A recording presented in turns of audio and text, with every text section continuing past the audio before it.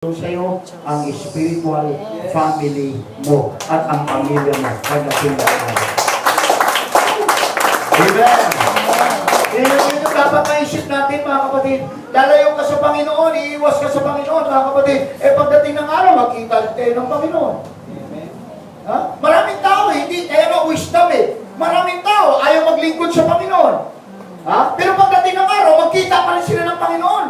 Ang masaklap lang, pag nagkita sila ng Panginoon, sasabihin ng Panginoon, ay, hindi kita nakikilala. Yes. Sino ka? Amen.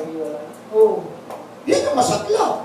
Kaya maganda pagkita natin sa ating mahal na Panginoon, sasabihin ng Panginoon, yan ang tapat na to. Pumasok ka sa aking kaharian. Yun yung maganda, mga kapatid, pagdating ng araw. Kaya yung iba, iwas sa Panginoon. Ayaw mo talaga mag-born again. Ayaw mo talaga maglingkod sa Panginoon. Sige, bahala ka. Amen.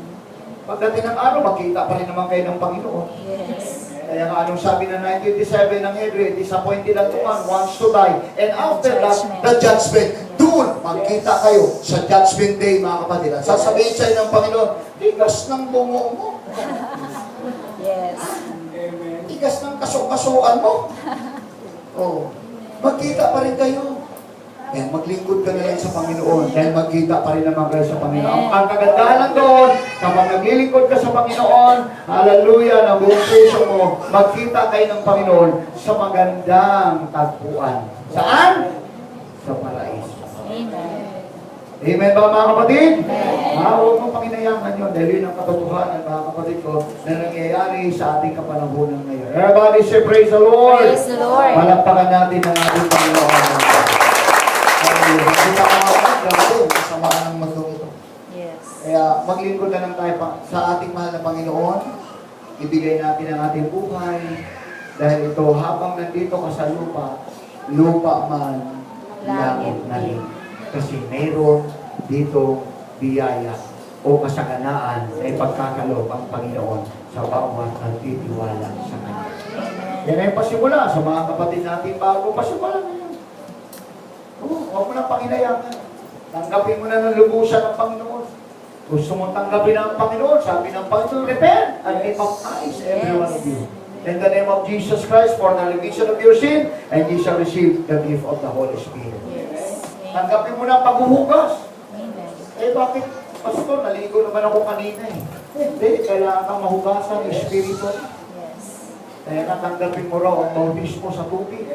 Hallelujah. Dahil kailangan yun para luminis ang iyong budhi, luminis ang iyong pagkatao na nabahiran ng kasalanan na ginawa isa ka na sa mundo ito. Kaya nga, ibubukod tayo, mga kapatid. Kaya nga, sabi niya, ano reliyon mo? Ang reliyon mo, sabi ng religion, means, mga kapatid, sa wikang Latin, religare, means to tie again. Bakit ka italing muli sa Panginoon? Dahil nabuhol ka na magkasala ang ating mga magulang. Kaya kung ang religion mo, mga kapatid ko, na itali mo na, mga kapatid, ang sarili mo sa Panginoon sa Kristo, yun yung tamang religion.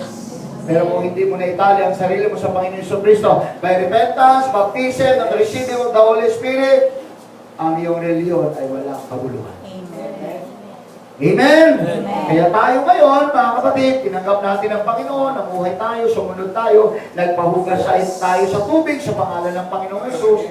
Ayan, naging masaya ang buhay natin, mga kapatid. Hallelujah. Everybody say amen? Nagtataka na lang tayo. Pag nakita natin yung barkada natin, nag-inuman, lumalayo na tayo. Yes. So, tinutulak ka na ng Espiritu ng Diyos, huwag yan. Huwag dyan, may kiliti ka dyan. Huwag dyan, may kiliti ka dyan. Layas ka, iwas ka, balik ka sa bahay. Manood ka na lang ng aldaw. Kaysa sa patokso ka. Yan. Ganun kabuti ang Panginoon. Amen? Palakpakan natin ang ating Panginoon. Panginoon natin ang mga kapatid.